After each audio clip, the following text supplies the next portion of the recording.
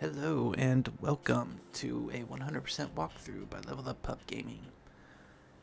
This is the second episode. The first episode we went over all the different builds that there are to choose from, and we went over all the different keepsakes and the appearance menus and how to change your character and make it look how you want it to look. So this is the episode where we're actually going to get into the game. So without further ado, let's get started.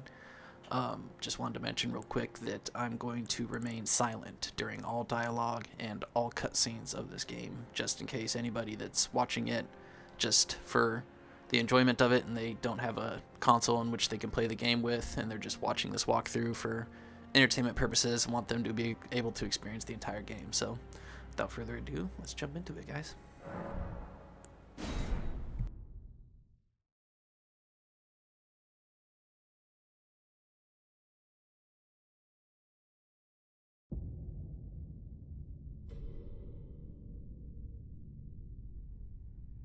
The fallen leaves tell a story.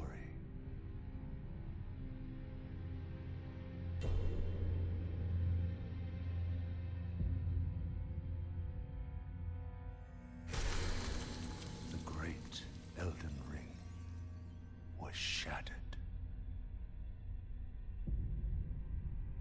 In our home, across the fog, the lands between.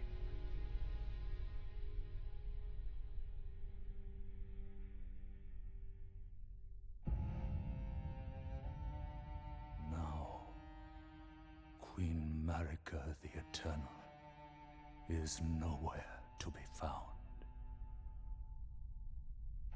And in the night of the Black Knives, Godwyn the Golden was first to perish. Soon, Marika's offspring, demigods all, claimed the shards of the Elden Ring.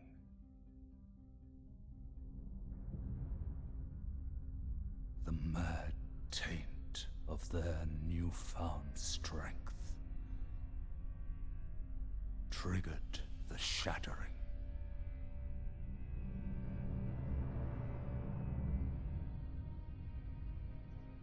A war from which no lord arose.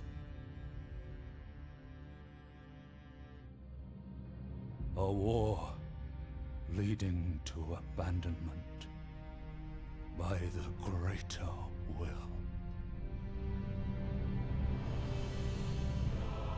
Oh, rise now, ye tarnished, ye dead who yet live.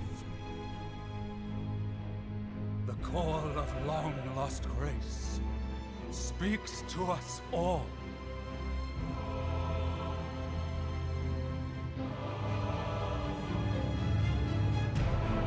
Horalu, chieftain of the Badlands, the ever-brilliant Gold Mask. Fear, the deathbed companion. The loathsome Dung-Eater. And Sir Gideon Ofnir, the all-knowing.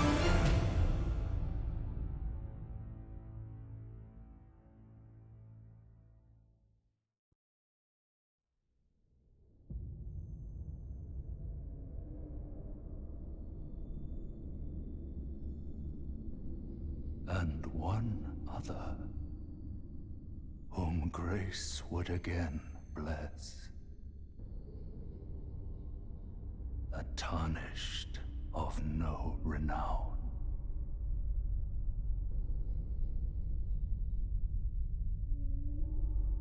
Cross the fog to the lands between. To stand before the Elden Ring. And become the Elden Lord.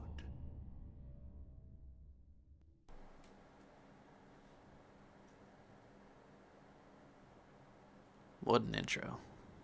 Alright, welcome to the Lands Between. Here we are. So, I'm going to be throwing a ton of information at you very quickly, and it's going to get overwhelming, and you're going to be really confused. But do not worry. As we go through this, it will begin to make sense. And I promise that whatever you're confused on, I will go over it over and over and over again until everything feels as fluid as possible. So we'll go over everything in this game that this game possibly has to offer. So first thing you want to do is walk over to this, unfortunately, dead maiden here and pick up the item that's on her, which will then allow you to open this door.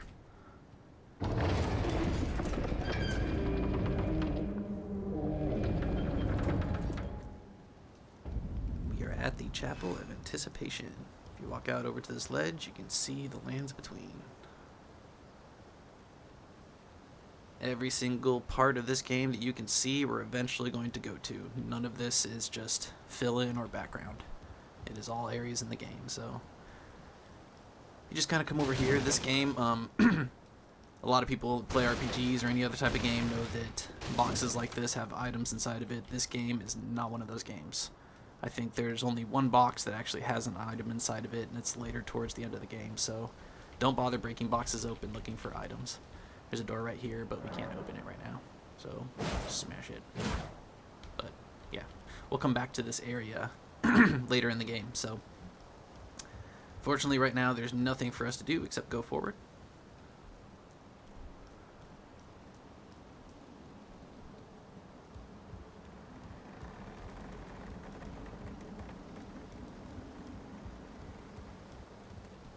And if we come over here, nothing over here, but you can't see that yellow door right there. That's called a boss door, or the fog for a boss door. So when you see that, that means there's a boss ahead. And so, in style with From Software games, it starts you off in a pretty dramatic manner.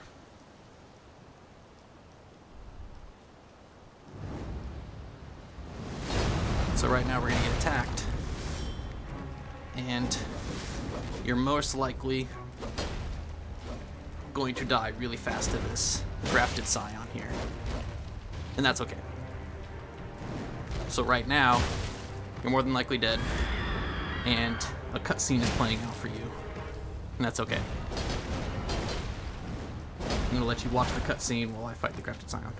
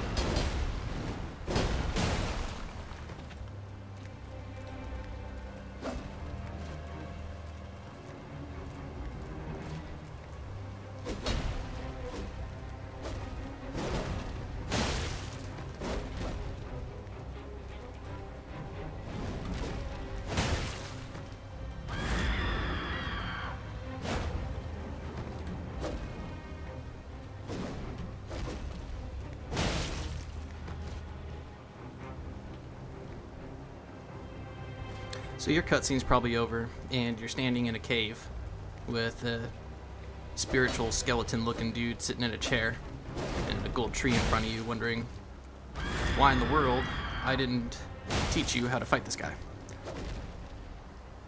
Well, for one reason. One, learning how to do this, what I'm doing right here, took me probably around 200, maybe 300 tries to do, to learn how to do this. The reason I wanted to showcase fighting the Grafted Scion and not teaching you how is to kind of point out what this game is really about. It's about patience, it's about timing, and it's about practice.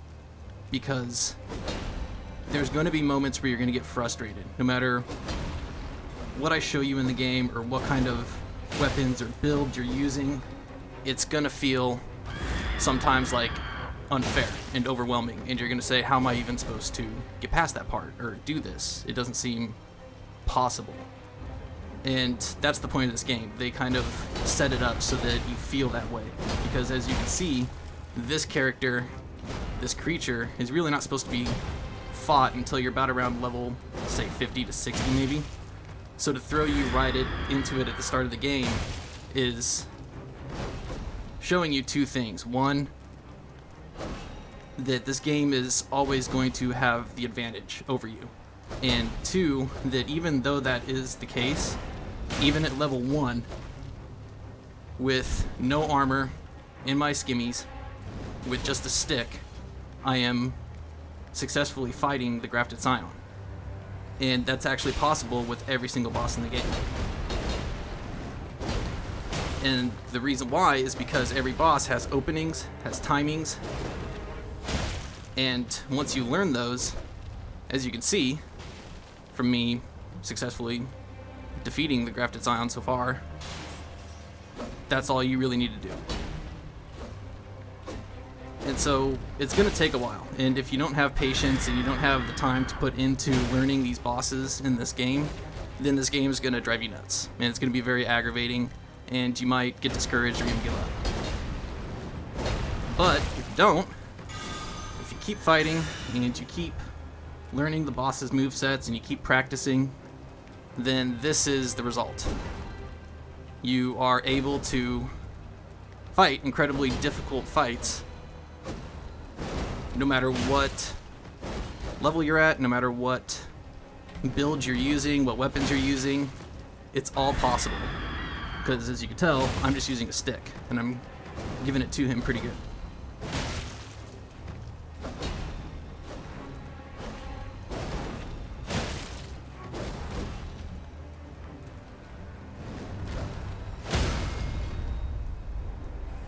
And with enough practice and enough patience, you too can get to this level.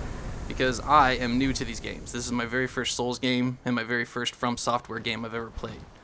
And it took a while, but I finally got to this level.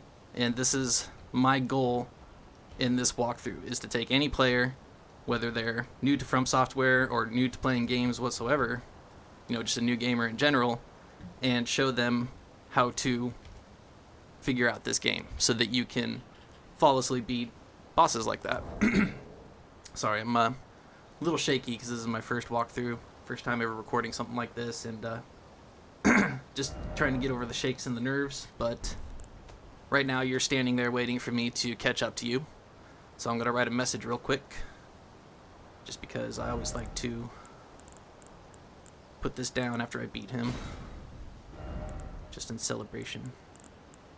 And I'll teach you how to write messages in a minute here, and I'll teach you why you should write messages.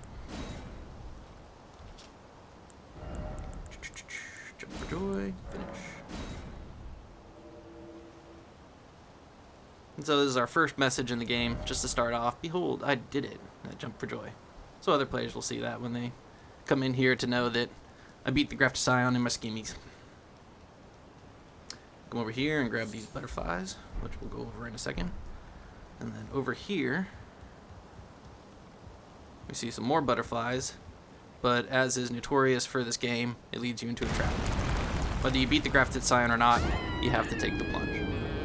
And now I'm going to catch up to where you guys are.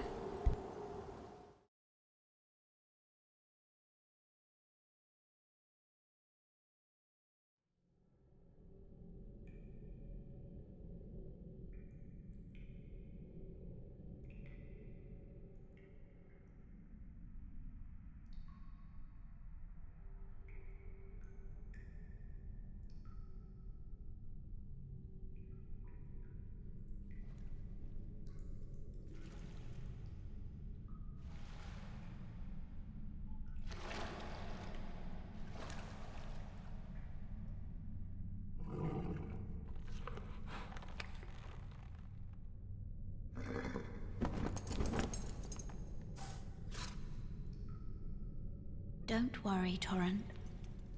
Fortune is on her side. We found her here after all.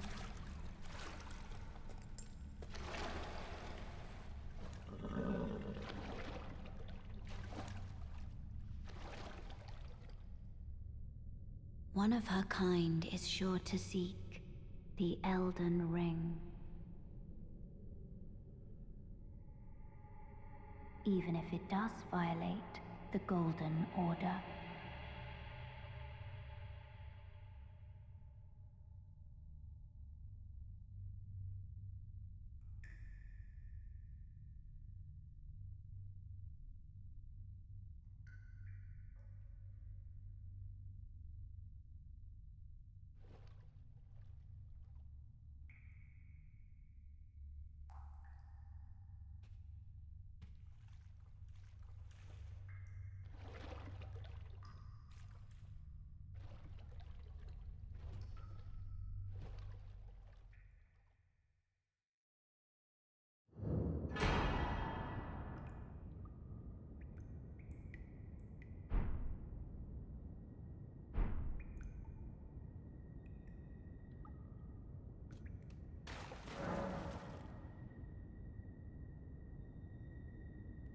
I'm so sorry, my microphone was off.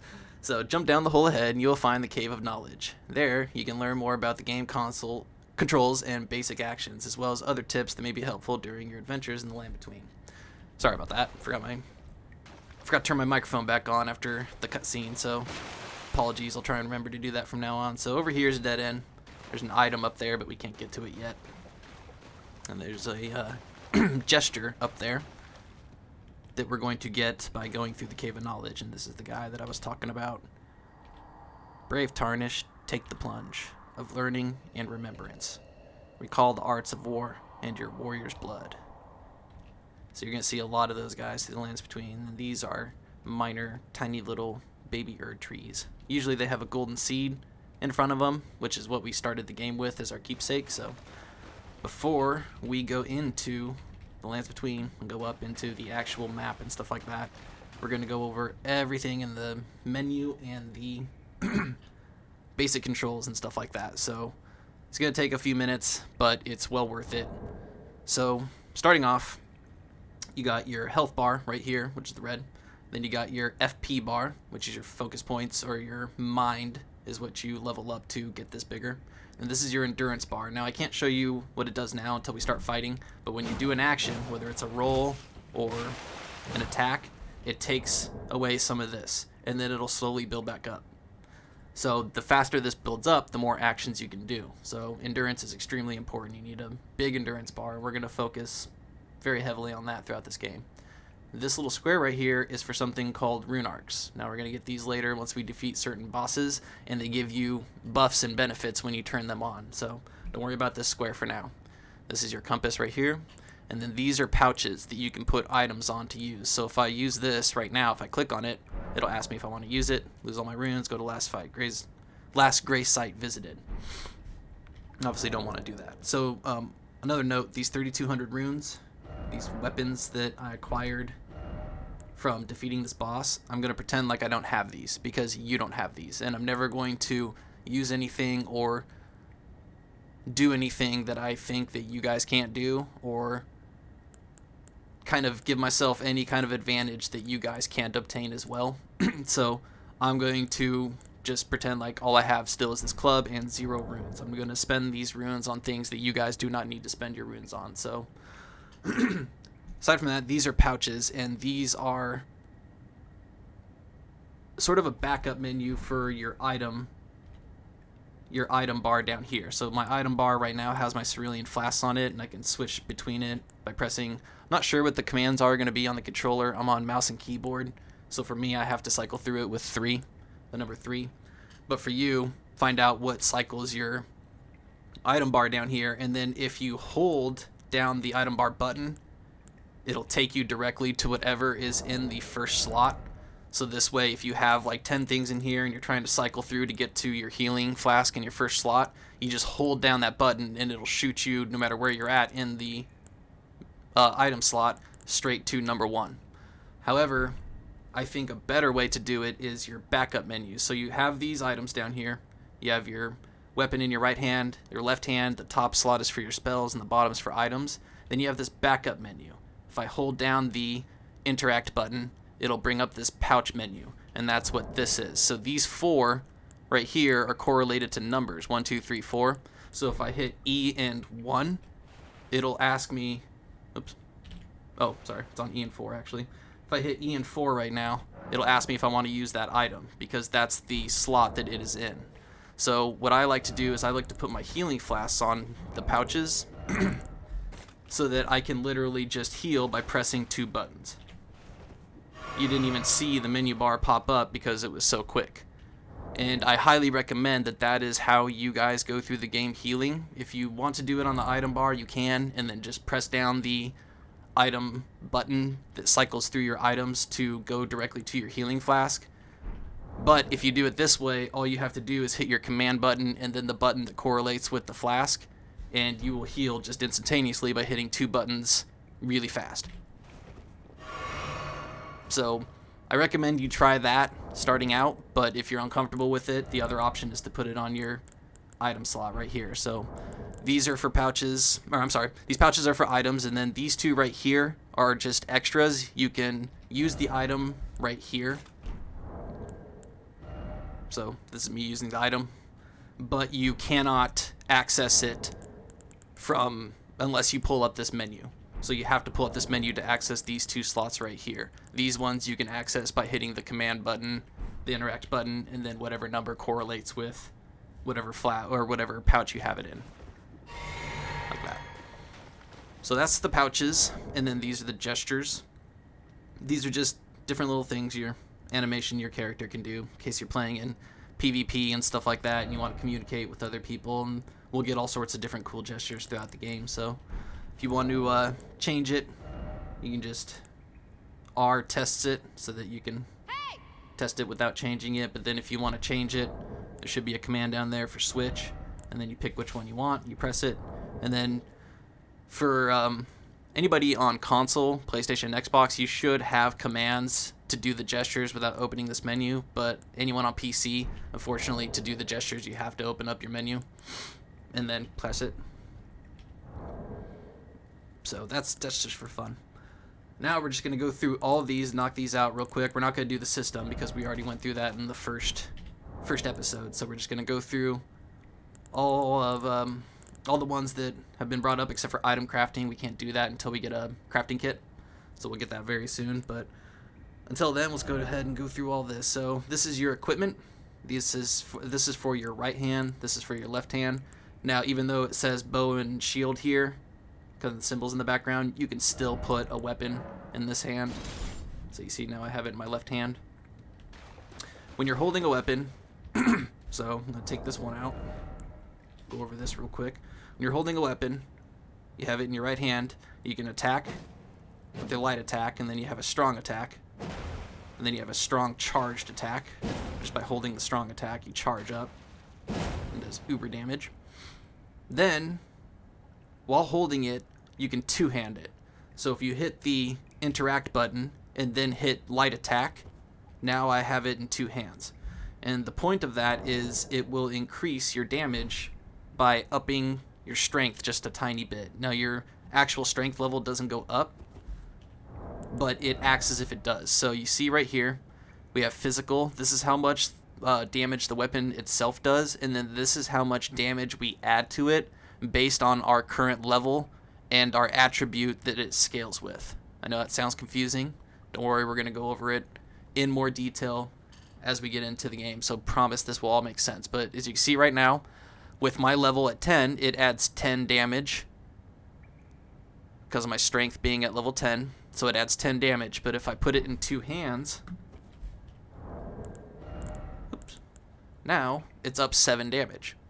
So two-handing it increases the damage that it does by increases its physical damage, I should say. It doesn't increase any magical damage, but it increases the physical damage by a little bit. What it also does is it lowers the requirement you need in your strength to carry a weapon. So if this weapon needed 16 strength to carry, if I have it in just one hand, it'll have the same X right here as these weapons do, because I do not have the required attribute. I need 14 faith to use this. I have 10. So I don't have the required attribute. So this would have an X right here. But if I two-hand it, that X goes away, because it cuts the requirement for strength down by, I think, like 8. So it's a way for you to use weapons that you're not strong enough to hold yet by two-handing it, and then obviously it does more damage too. But if you want to dual wield a weapon, or use one in each hand, then you just put one in the other hand like that. And then if you want to use your left hand weapon, that's your, I'm not sure what it's going to be on the controller. It might be the left control, left back control, or something else. But so I can hit with the club by using my light attack, and then my secondary weapon and my left hand you can attack with. But if I want to put the left hand weapon in two hands, then just hold the interact and then hit the left button that does this attack. And now I'm holding, now this is dual wield. Some weapons come with two swords, and this is one of them. But if it wasn't a dual wield weapon, then I would just be two-handing that one weapon. And so this is dual wielding. Dual wield has special attack animations because you're holding two of the same type of weapon. And we'll go over that later when we get another club or two of the same type of weapons. These are two different weapons. So this is a hammer, and then this one is a straight sword. So this lets you put your weapons in your right hand. This lets you put weapons in your left hand and shields in your left hand. You can still put shields on your right hand too, and bows. So it doesn't matter if you're left or right-handed, or if you're ambidextrous, then it's all up to you. This is for your arrows. You get to hold two different types of arrows at a time. Excuse me. You get to hold two different types of arrows at a time just by putting one in each slot. And then these are for bolts. And if you also want to use great arrows or great bolts, then you would still put it in these slots. This is for your armor, but as being a wretch, we start with no armor, so don't have anything to show you there as far as your equip load. So everything in the game has a weight. We'll go over that in just a second. And so the more armor you put on, the heavier your load is, and the more limited your mobility is. This is the talisman slot that I was telling you about in the first episode, with those talismans that we can start with. So we'll end up getting a bunch of awesome talismans through the game that'll really increase our defense and damage and all this good stuff. So talismans are awesome. And then these are the item slots that you can put different healing items or different combat items, throwing pots, stuff like that, knives, all sorts of different stuff. Right now I'm going to take this off though, because I'm not going to use this. Excuse me. So that's everything in the equipment, and if you just want to remove it, and then if you press F, it says switch view. It'll switch over to a different stat for your weapon, so you can look at different things. So you see 103 plus 10, so 113 for your armament. So if you're holding a whole bunch of different stuff, you can look at all your different stats right here in a different view if you want to, into more detail. So the next one is inventory. So with the inventory menu, you can browse the items you're carrying, drop them on the ground, or throw them away. You can use the tools from your inventory menu. R, show large image and explanation, and F, toggle the character. Oh yeah, I forgot to show you guys that if you go down to the help button and you click on G and you click on explanation, it will bring up explanations for every single part. So number held, the number of this item currently held. The right number indicates the maximum you may hold at one time. So this is just the maximum that we have. This is what I have available. And so literally you can go over every single part of the entire menu, and it'll tell you all sorts of different information that can be useful. So right now, if you look in here, sorry, I was trying to get out of that, keep hitting escape. This is for tools, so you're going to find all sorts of different stuff in here. And then ashes, this is for summons that we get later on in the game that assist us in combat. This is for crafting material, so I'm actually going to read everything that we get in this game, which I'm going to do in a second. And the reason why is because that's where a lot of the lore comes from. And this game doesn't really spell the story out for you. You have to kind of piece it together and figure it out yourself.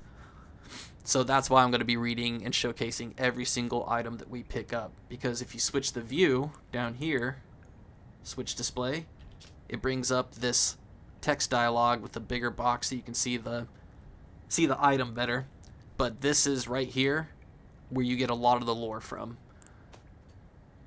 As you can see, every single item has this option to read a little bit about it. So I'll go over that in just a second after we go over the other menus. But see, it takes you all the way through your spells, key items, your Ashes of War, your skills that are on your weapons, and then your weapons, shields, armor, and then talismans. And then these are the tutorials that we're going to keep running into as we're going through the beginning of the game. And so this one I got when I picked up the butterfly. It says, in every quarter of the lands between, you will find fruits and flowers, mushrooms and butterflies, and various other useful materials. These materials can be used for item crafting.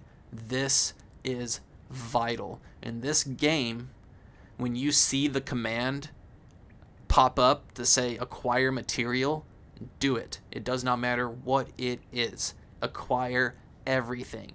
We are going to be spending a ton of time farming for foliage and plants and materials to craft items because they will help us out tremendously. So we cannot sleep on items. I will not allow you guys to do that. So this was the one that we picked up right as we came into here. So the next one is status. The status menu, you can check your level, attributes, base stats, and more. The information shown here also reflects changes to your attack, defense, and resistance bestowed by armaments and armor that you have equipped. So what that means is, so the skill on this right now is Barbaric Roar. What that does is that increases my attack power, and it changes the charged attack from this to this. And it does way more damage. And you can see I'm glowing red. So if we go to status, we can see my right armament does 131 damage. Now I'm glowing red right here, and I'm just going to wait a few seconds to show you what happens. And what that little notification was talking about is once this buff goes off, you'll be able to see the difference. It only lasts for about 10, maybe 15 seconds, so just a second, it's going to go off, and then you're going to see this number lower.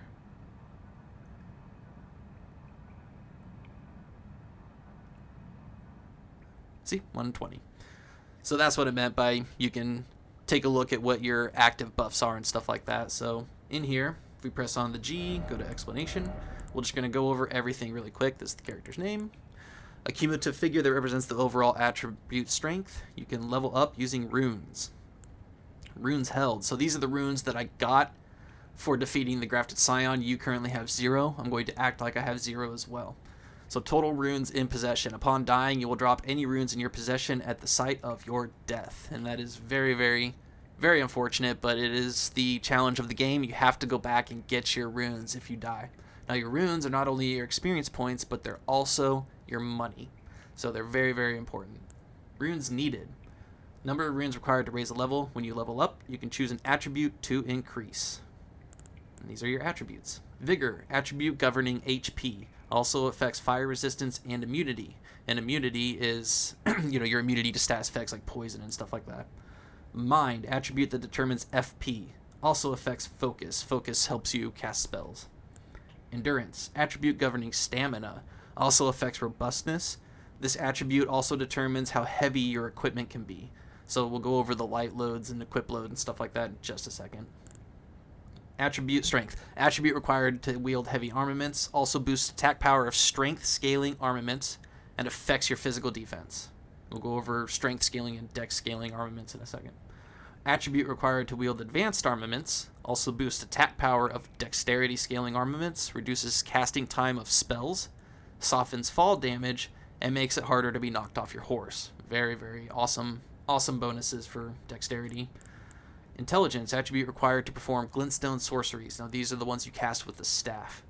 Also boosts magic power of intelligence, scaling sorceries, and improves magic resistance. Faith, attribute required to perform sacred incantations. And those are the ones that you cast with a seal. Also boost magic power of faith scaling incantations. So if you chose either the astrologer or the prisoner, then this is the attribute that you're going to want to up for really high damage for your spells.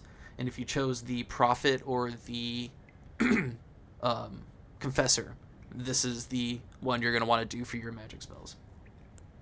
Arcane. Attribute governing discovery. Also affects holy defense, vitality, and certain sorceries and incantations. So Arcane is... the higher your Arcane, the more deadly your status effects will be as well, such as poison, bleed, stuff like that. Those all stack with Arcane. So if that's the kind of build you're going for, you want to do Arcane or Dexterity or Arcane or Strength. There's very, very little in the way of Arcane Faith, Arcane Intelligence. There's maybe only like 4 or 5 spells for those combinations, and it's very challenging to fight in that style. So Arcane is best with one of the physical attributes, such as Strength. It's actually really honestly best with Dexterity. But go over here to equip load. So total weight of equipped armaments and armor. Movement slows as load increases. The rightmost number is the maximum weight that can be equipped. Exceed it, and the movements slow dramatically. So right now we're at a light load, and this is what a light load roll looks like. Now, if I had the armor, which I don't at the moment, I can't put on enough. Oh, yes, I can. Okay. All right, so now I'm at a medium load. And now my roll goes a little bit less. So here, I'll show you from the start of the stairs how far my roll goes. Okay, so made it up to about right there. Now let me take this shield off and show you how far the light roll goes. So my head is right about there next to that. So let's start with the light roll. See how much of a difference that light roll made? We were behind that pillar with the medium roll, and now the light roll, we're in front of it. So light roll is the best way to dodge attacks and stuff like that, but in order to be at that, you have to have very little equipment. As you can see, this shield is so heavy that just putting it on, it put me at a medium load. Now, if I had enough equipment to just keep on adding more, as you can see, this weighs 12.5, so 3.5 plus 12.5 is going to add up to 16. So if I had enough to get up to over, I think it's 70% of my weight, then I would be at a heavy load. And once you're at a heavy load, you can't roll. You can roll, but it's such a slow roll that your iframes, your invincibility frames that you get from rolling are just absolutely pitiful, and you're going to take a bunch of damage. But you will have really strong defense, obviously, from having a lot of armor on, and you will have a lot of poise. So let's go over poise really fast. Explanation, poise. The degree to which you can resist collapsing under your enemy attacks. So as I'm doing this attack right here, this charged one, if an enemy hits me in the middle of charging up, my character will kind of, get hit and stagger back. But the higher your poise, you will still take damage, but you will continue the attack, and the attack will go through. As opposed to if you have no poise, then you will get staggered out of the attack animation, and the attack won't go through. You'll have to charge up and do it again. So the higher your equip load, the higher your poise usually, so that's also a benefit, but it limits your mobility. That's the cost. I'm just going to go over discovery really fast. Governing the likelihood of finding items on the corpses of defeated foes. So the higher this is, the more likely you're going to get certain rare armor, items, weapons, stuff like that from enemies that you defeat. And then memory slots, the number of slots available for memorizing sorceries and incantations. Fortunately, you can only hold a certain amount of spells at a time. There's over like 126 spells in the game or something like that. You can only have about, I think, 10 or 12. And you start with 2 memory slots, but as we go through the game, we will continue to get more memory stones, which increases our slots, thus allowing you to hold more spells. So over here, it's just more, stats and stuff on your attack, your defense, depending. So if you put on armor, it'll show you what your armor does right here. And then this is your resistance to different status effects in the game, such as bleed, frost, rot, poison, stuff like that, which we'll get into later. So next we got which is the status, we got messages.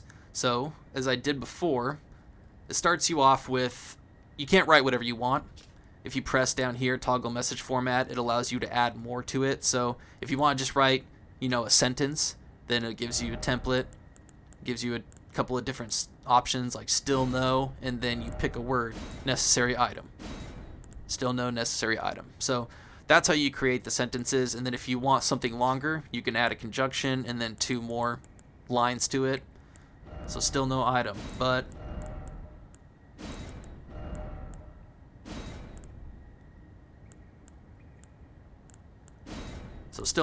trap ahead. So you really can get really creative with your sentences, and then if you leave a gesture, it will show you doing that gesture after they click on your message. Now, the point of writing a message is they can be rated good.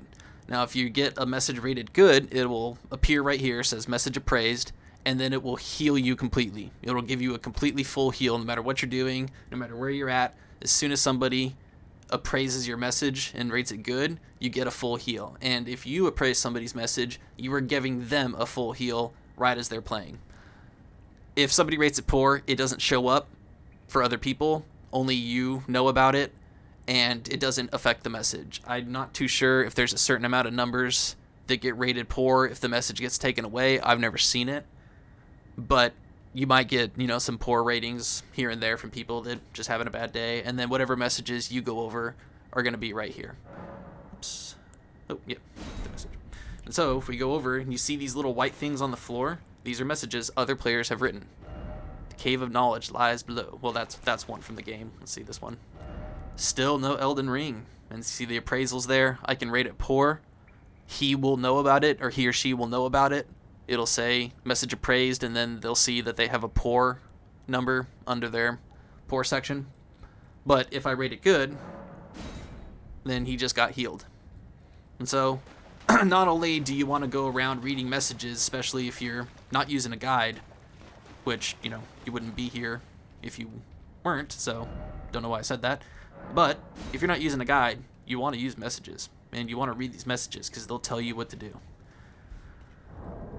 And multiplayer, last one is with the multiplayer menu, you can use various multiplayer items. If you set a group password, you'll be more likely to see messages, summon signs, bloodstains, phantoms, and so on from others using the same password. If you set a multiplayer password, you'll only be matched with other players using the same password for most multiplayer features. However, multiplayer passwords do not apply to invasion multiplayer. Now, we're going to get into invasions and online play during a certain quest, but for this guide, I should mention, I will not be doing any PvP or talking about PvP or referencing the meta. We're going to be going over 150 for our character's level, so I am going to try and do this as sort of objectively as possible. I'm not going to be talking about what weapons are bad or what weapons I think, you shouldn't use because they're just not good. I'll tell you which weapons are better than other weapons, but I want to approach this as just an informational walkthrough and not sort of my opinion on the gaming industry or this game's development or how players perceive it. I'm not going to tell you which weapons are the most popular or stuff like that. So with the PvP, I'm going to explain the mechanics of it, and that is all. I'm not going to invade any other players. There's a way to do the invasion quest without invading other players. That's what we're going to do in this one, but I will show you guys how to do it in case that's something you're interested in. So with that being said, if you see over here it says F settings, it brings up multiplayer password. Now if I put a password in here and I put a sign down to be summoned, the only people that will see that sign are other people with that password. So that keeps you from being summoned by random players that you didn't want to be summoned with. The group password, on the other hand, is different. Group password, on the other hand, is different. It's not a password that locks you out of anybody else's, but it's for a group. So if I type in LMSH, that's Let Me Solo Her. That's the group that he started. So now that I've typed that in, I will see other messages and bloodstains and phantoms from other players that also have LMSH in here. So I'm also going to do one other one. And this is for a Elden Ring group that I am on social media. And so now I will see messages from other people that are in that group on social media that I'm in. So that's for group passwords. So if you guys know of a certain group that you guys are a part of for Elden Ring and you guys use a password, this is where you put that in. And then we're going to get more multiplayer items to connect with other players, and this is where they appear. and we'll go over it then. But the last thing we're going to do before we jump down into the cave is read these items. Excuse me. Sacred flask modeled after a golden holy chalice that was once graced by a tear of blessing. Filled with crimson tears, this flask restores HP with use. Rest at a site of grace to replenish. The one washed up on the gravesite was sure to die until this flask offered its gift of rejuvenation to seek the Elden Ring. And then it's the same thing with this, only it's for your FP. The memory of first grace, which once guided bygone Tarnished to the lands between, lose all runes and return to the last site of grace visited. It is a mere cycle. Stand before the Elden Ring, become the Elden Lord. Tarnished wizened finger. Item for online play. Can also be used from the message menu. Used to write messages. Your messages will be conveyed to other worlds, allowing other players to read them. A finger of corpse wax. So emaciated the bone is visible. It is a relic of those who came before, left to those who would come after. So nascent butterfly. An arcane butterfly with translucent wings. Material used for crafting items. Exceedingly rare to find. This butterfly appears as if it's just emerged from its cocoon for its entire life. Golden seed. A golden seed found at the base of an illusory tree. Increases a sacred flask number of uses. Can be used after resting at a site of grace. When the Elden Ring was shattered, these seeds flew from the Erd tree, scattering across the various lands, as if life itself knew that its end had come. And I think... oh, nope. Slender, straight sword, patterned after an antique ornament. Superior swordsmen prefer to wield one in each hand. After falling from grace, the dregs of the golden lineage sought power and purpose in the past. Gold tempering is the skill this has. Cross the two swords, so somebody in my group, this little thing, someone in the group, let me solo her, defeated a shard bearer. They beat a certain boss, so you get messages talking about their other achievements and stuff like that. Cross the two swords to grant their attacks holy essence. While in effect, strong attacks perform a dual-wielding combo attack. A thick, solid lump of wood. Wielding this striking weapon requires no skill. A simple, primitive weapon that requires only brute strength and persistence to hammer your foe into the ground. And shield. Shield of dull gold with the beast engraved as its crest. Lighter than most great shields and subsequently easier to wield. The beast depicted is Sirash, an aged counselor who guides the gold lineage. No skill. This armament has no skill. If the armament in the other hand has a skill, that skill will be used instead. And we'll go over what that means in a little bit. So that is everything that we have to go over right now. We are ready to jump into the tutorial cave. So if you come over here, you'll see these little ledges right here. You can just go ahead and hop on down. Let me see a message. Behold safety. Give him a good heal. And then we'll roll down to here. And now we're in the Cave of Knowledge. It's going to take us through some tutorial stuff, and we're going to fight a pretty easy boss that's notorious for being a cool guy. Site of Grace. Resting at a site of grace will restore your HP, FP, and cleanse any status ailments. It will also refill your sacred flasks. However, most of the enemies you've defeated will be revived. You can find sites of grace by going where light converges. These explanations are acquired in the form of info items and can be accessed from the inventory at any time. So here is our first site of grace in the game. You come up and you touch it. Lost Grace discovered. And so now that we have touched it, it appears on our map. So if you press G with the map menu, you can check your current position and terrain and buildings in the surrounding area. You can also freely place beacons of light to serve as landmarks as you explore. Lastly, through your map, you can select any site of grace that you've discovered and travel there instantaneously. However, there are some dungeons and other areas where this cannot be done. So, now that we've touched that site of grace, it is right here. So this little arrow right there is us, and the thing under it is the site of grace, which is named the Cave of Knowledge. And then this is the map that we have starting off in the game. We have no map.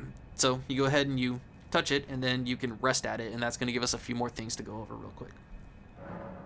So you sit down, and I'll tell you what time of day it is, and that will make a difference when we're actually outside. And then when you're outside, you can pass it to morning, noon, nightfall. Just click on it. Takes a few seconds to spin this little dial around to the certain time that you want, and then it'll bring you right back to the menu. And then you can just go back. Next one is flasks. So we have 4 flasks started us out with 3 healing flasks, 1 cerulean flask. So using that golden seed that we chose for our keepsake item in the first episode, that allows us right now to get another healing flask. Use 1 golden seed to increase the number of flask use. Yes, immediately. Add a charge to flask. So now instead of having 4, we have 5. But we need to allocate how we want that. So this, don't worry about this yet. We need sacred tears to increase how much they recover. So right now it only recovers a certain amount of HP, and then once we increase it with sacred tears, it will replenish more. We don't have any right now, but the flask will replenish us to full health at the moment, so we're good. But we need to allocate. So with this menu, you can allocate the number of uses in each of your flasks. You have a set total of maximum flask use. You can decide how many of those uses are for HP replenishing flasks for Crimson Tears, and how many are for FP replenishing flasks of Cerulean Tears. So if you want, you can, say you don't plan on taking any damage in a fight, but you're going to use lots of magic.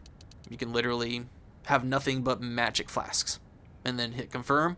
But in order to change that, you have to come back to a site of grace. So once you make the decision and leave your site of grace, that's what you're stuck with until you come back to another site of grace. So you really need to think about how you want this.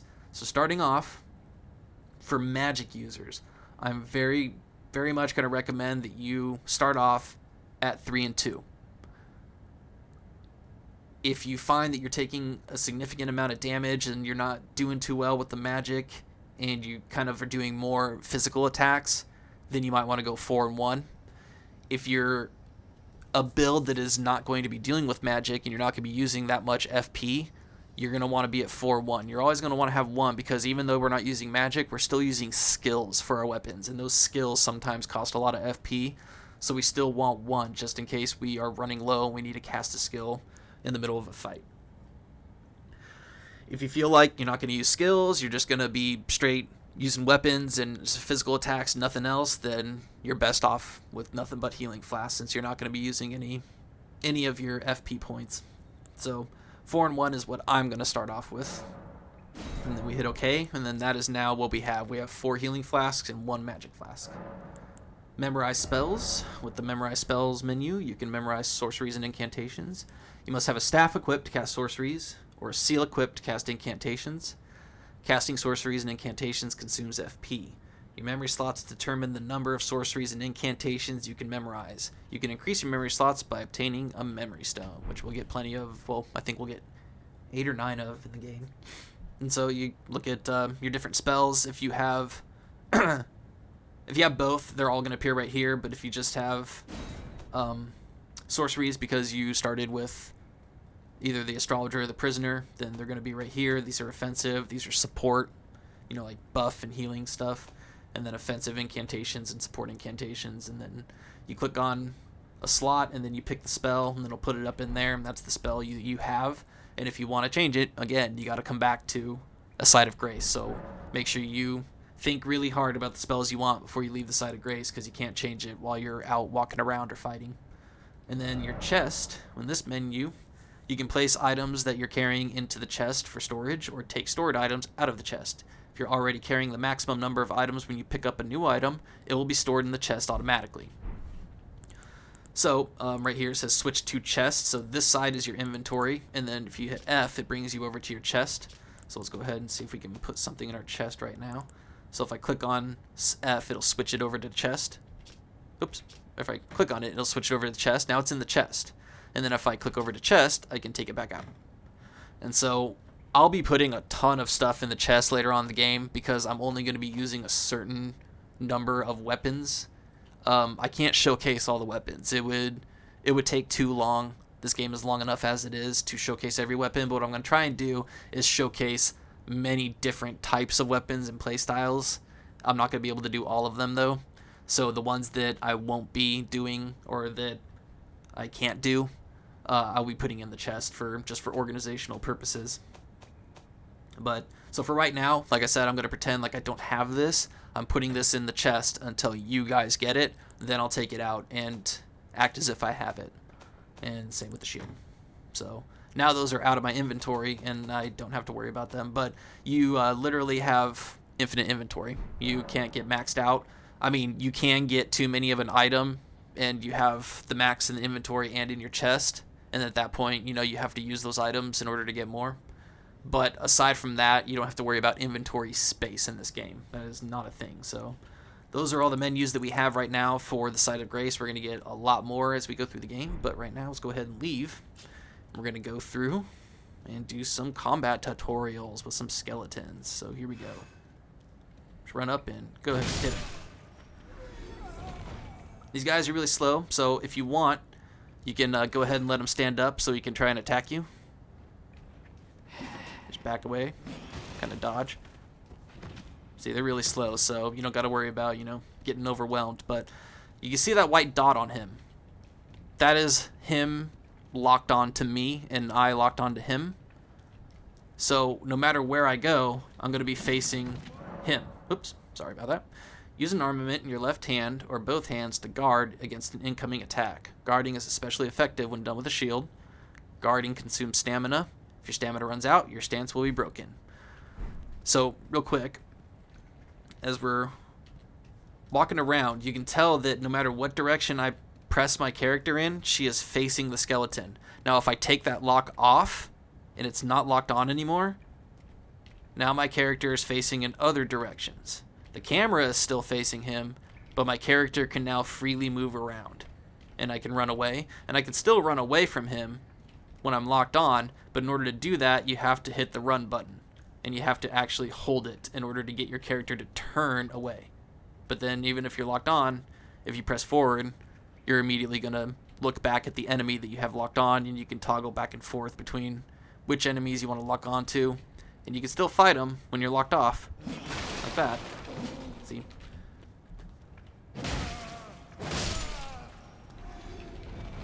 So that's the lock-on ability, something you want to get used to. It also helps when you're in a dark area and you can't see in front of you. If you do the lock-on ability, then you'll lock on to an enemy even if you can't visibly see it, and it'll tell you that there's an enemy there. So it's an extremely useful mechanic in the game that you're gonna want to master really fast. So they're talking about guarding. So if you press the left button, if you don't have a weapon in your left hand, so if I'm two-handing and I press left, I'm just going to punch with my left hand. But if I have it in both hands, then if I press left, I'll block.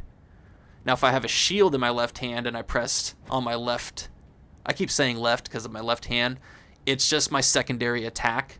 I'm not too sure what it's going to be for you guys on control, so I apologize. Just whatever your secondary attack is that makes you hit with your left hand, if you have a shield in your left hand, that'll make you block.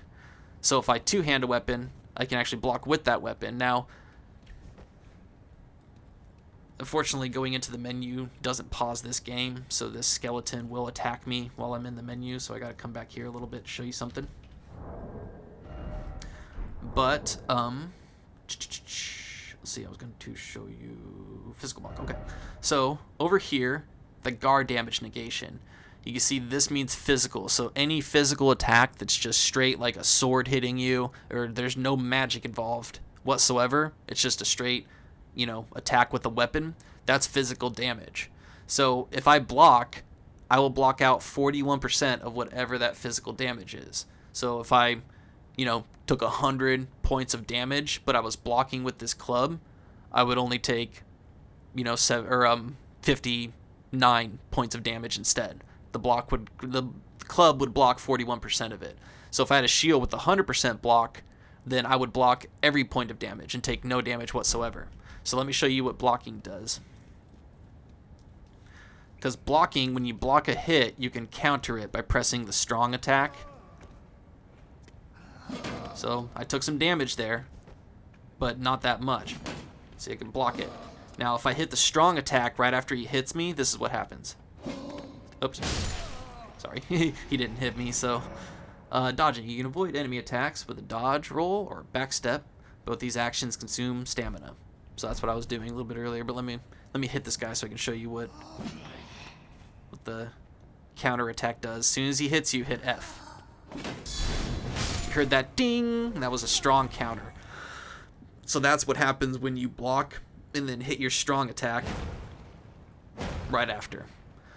And so dodging, so rolling, whatever button or direction you're holding, that's the direction you'll roll. And you have iframes while you roll, which are invincibility frames. So while you're rolling, you cannot take damage. And that is how you survive in this game. That's how I beat the Grafted Scion. Now, right here as we come up, we're going to want to run because this guy's going to shoot arrows at us. So we're going to run under him, and we're going to grab these flowers, roa fruit. And we'll read that as soon as we get to a spot where we're not fighting anybody. But we're going to come up here, and we're going to talk about staggering. Wielding armaments. Each hand can be equipped with up to 3 armaments, allowing you to toggle between them.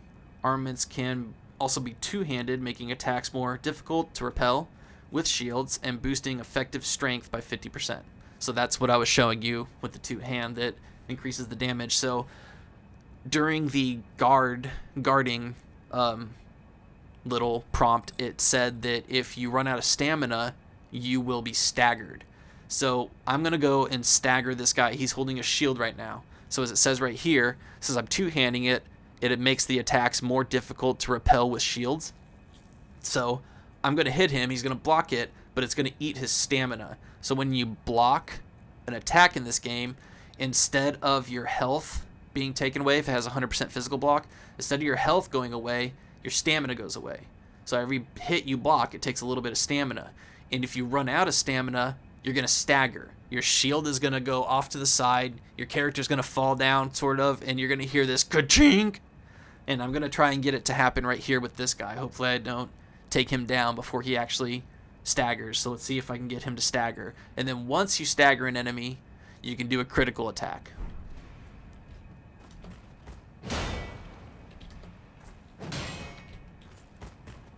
There it is.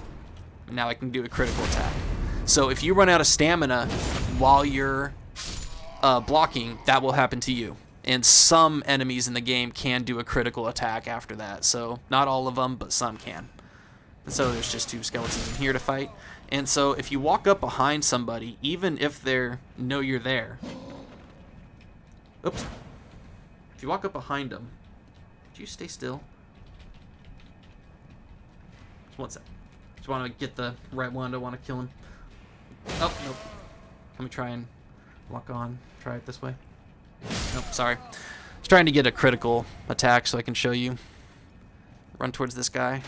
See, I rolled through that arrow and it didn't hurt me. Staggered him. Now I can do a critical. And so critical hits, in case you're wondering, all you have to do when you hear that stagger is do the light attack, but what you do is you press forward and do the light attack, and it'll catch the animation, which is what I was trying to do to that skeleton.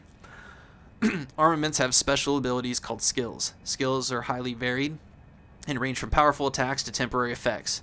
Using skills consumes FP, which is what I did when I did that roar that upped my damage for a little bit. So I'm going to skip the skill, but I'm going to try and do is show you how to do repost from behind. So like this. Nope, keep missing the...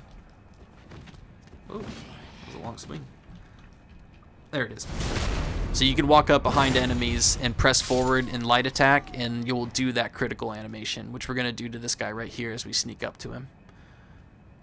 So if you crouch to make it harder for enemies to discover you, especially effective in tall grass. Attacking an enemy that hasn't noticed you will cause more damage than usual. So if an enemy notices you, their defense goes up. But if they don't notice you and they don't know you're here, because when you crouch, you make no footstep sounds. But if I don't crouch and I walk towards him,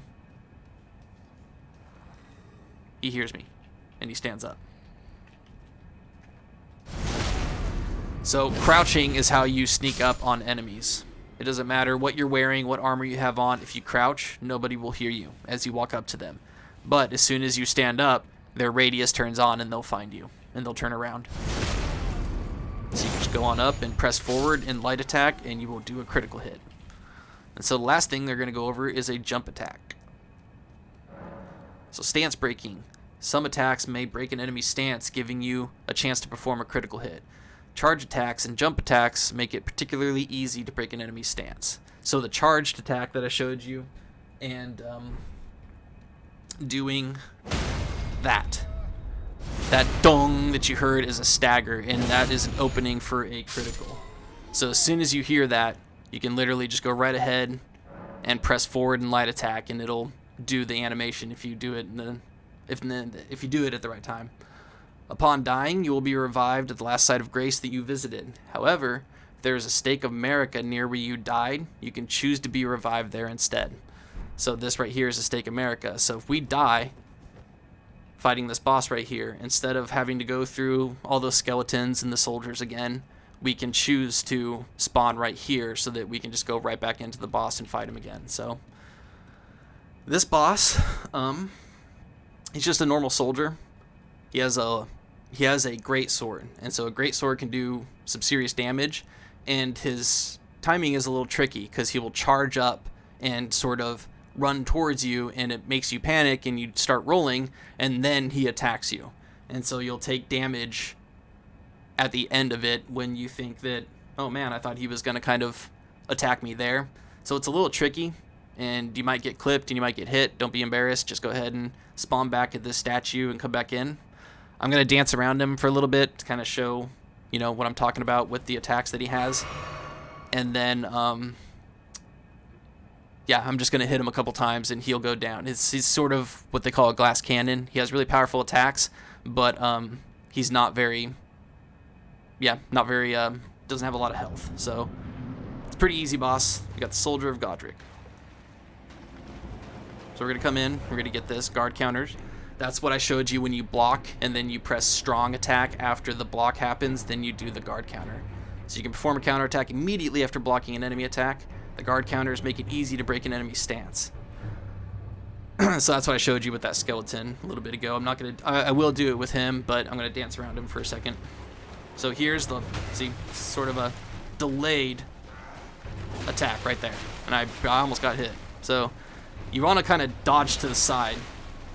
You don't want to dodge away from him. If you dodge away from him, he's going to catch you. And so his swings are really slow and they're pretty powerful. So that's, yeah, that one might kill me actually, I'm not sure. So that's a pretty powerful attack too. But you can see if you just kind of roll around him as he swings, you should be okay. And you know, you can jump in and attack him at any time. Just stay away from that charged one. But I'm going to block and show what a counter does to him. So I'm going to block one. I'm going to take some damage. It's okay. Staggers him. And then you press forward and light attack, and there's a riposte. And then as he's standing up, you can give him a charge attack. And that's the Soldier of Godrick. Go ahead and give him a bow.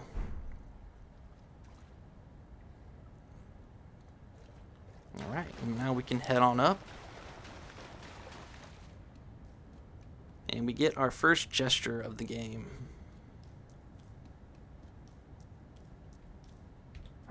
Strength. And if you fall down, you can literally just run back into the cave and come all the way back up through here. Because this is exactly where we started. And so if you want to put that gesture on, you can. But otherwise, let's go ahead and get on up to the open map.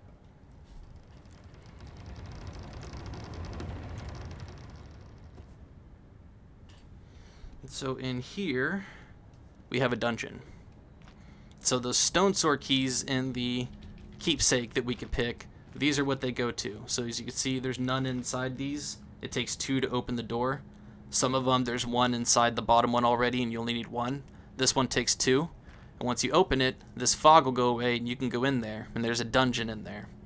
But unfortunately, we are too low level for that dungeon, so we're not going to go anywhere near it anytime soon. If we go over here and grab these, cooperative player, use Tarnished Furled Finger to write a gold summon sign. Cooperative multiplayer will begin once you have been summoned by a player from another world. You will take the role of an allied Furled Finger, and your objective is to defeat the area boss. The compass at the top of the screen indicates the direction of the summoner, the host of fingers. So the host is the person that summons the other player, and the other player's objective is to help the host beat the boss in the area that they're in. So the finger severer is what you use to get out of the world if you don't want to be in there, and the gold finger is what you use to make a sign so that your friends can summon you. So we'll go ahead and touch this grace.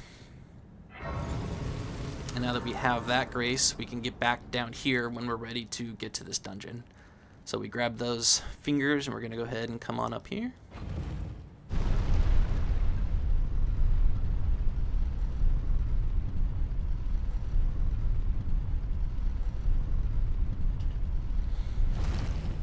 And come on up to this door.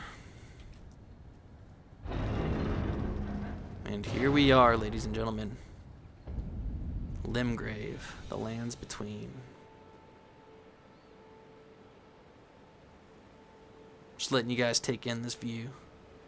Oh, and for anybody that's curious, I am playing this on a 3060 Ti. It's my first PC I've ever built.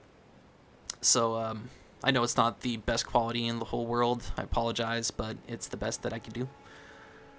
I'm recording this with OBS, and I'm playing on mouse and keyboard, so I apologize. I went ahead and spent some money on some silent mouses and keyboard, but if it's too loud, I sincerely apologize. I really do.